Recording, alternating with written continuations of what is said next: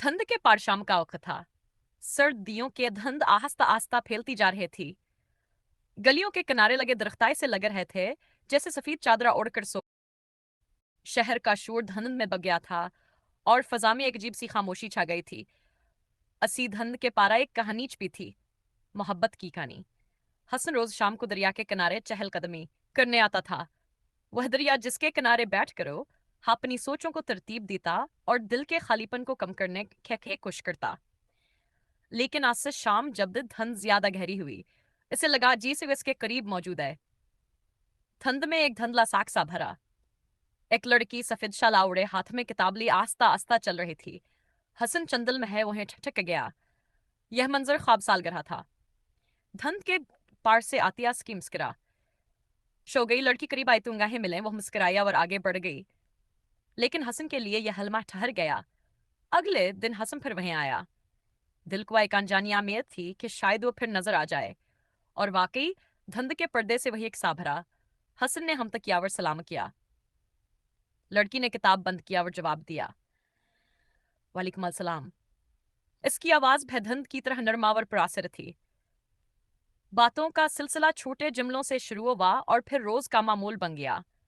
वह अपने ख्वाब शोकावर यादें एक दूसरे से बांटने लगे। हसन को पता चला कि लड़की का नाम रिदा है। वह अदब की तालब थी और किताबों के दुनिया हयास का सुकून थी। रिदा ने भेजाना कि हंसना एक मसूर है जो लफ्जों को नहीं बल्कि रंगों को अजहार का जरिया बनाता है। धनदान दोनों के लिए एक राजदार बन गई थी, जहां दुनिया की आंखों से छुपकर वह मिलते और दिल के दरवाजे खोलते। हसन कहता यह धंध जैसे हमें अपनी दुनिया में छुपा लेती है। रिदा हंसती और कहती, हाँ, धंध के पार एक अलग जहां है जहां सिर्फ हम हैं। दिन गुजरते गए। इनकी मुलाकातें ख्वाबों की तरह हसीन होती गईं। हसन रिदा के लिए तस्वीरें बनाता और रिदा इसके लिए अपनी पसंदीदा नज़्में पढ़ती। धुंध में लिपटे वहल में एक कहानी बनते जा रहे थे। एक ऐसी कहानी जिसे वह दोनों अपने दिल के कागज पर लिख रहे थे।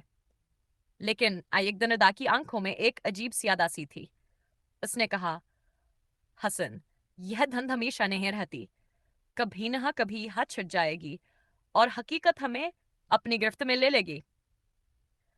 हसन ने इसके हाथ थामते हुए कहा, तो क्या हुआ? अगर धुंध छिड़ भी जाए तो दिल की ये कहानी कभी खत्म नहीं होगी। रिदा ने खामोशी से मुस्कुराकर आंखें झकालें। उसकी आंखों में आंसू थे, लेकिन होंठों पर हल्के सी मुस्कुराहट। चंद दिनों बाद रिदा से जगह आई।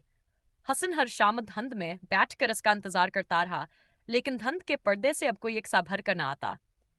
दिन फतों में बदल गए, मगर हसन का दिल वहीं रुका रहा। एक दिना से एक खत मिला। खत पर रिदा की तहरीर थी, हसन, जिंदगी की हकीकतें अक्सर ख्वाबों से ज्यादा सख्त होती हैं। मैं किसी और के हिस्से में लिख दी गई हूं, लेकिन धुंध के वो लम्हे हमेशा मेरे दिल का रोशन हिस्सा रहेंगे। तुम्हारे रंगों और मेरी नज़मों ने जो कहानी लिखी, वो कभी मट नहीं सकती। अगर कभी धुंध में आकर तुम्हें मेरा इक्स दिखाई दे, तो समझ लेना कि मेरी दुआ तुम्हारे साथ है। हुस्न ने खुद बार बार पढ़ा। आंखों से आंसू बहते रहे, लेकिन दिल में एक अजीब सा सुकून आतर आया। वो जान गया कि कुछ कहानियां इंजाम तक नहीं पहुंचते, लेकिन फिर भी वहां पर नी खूबसूरती के सब हमेश है जिंदा रहती हैं। 10 दिन के बाद हसन जब भी धुंध में बैठता, इसे रिदा की मुस्कुराहट दिखाई देती। वो जानता था कि धुंध के पार जो मोहब्बत है वो हुकत यासले की महताज नहीं।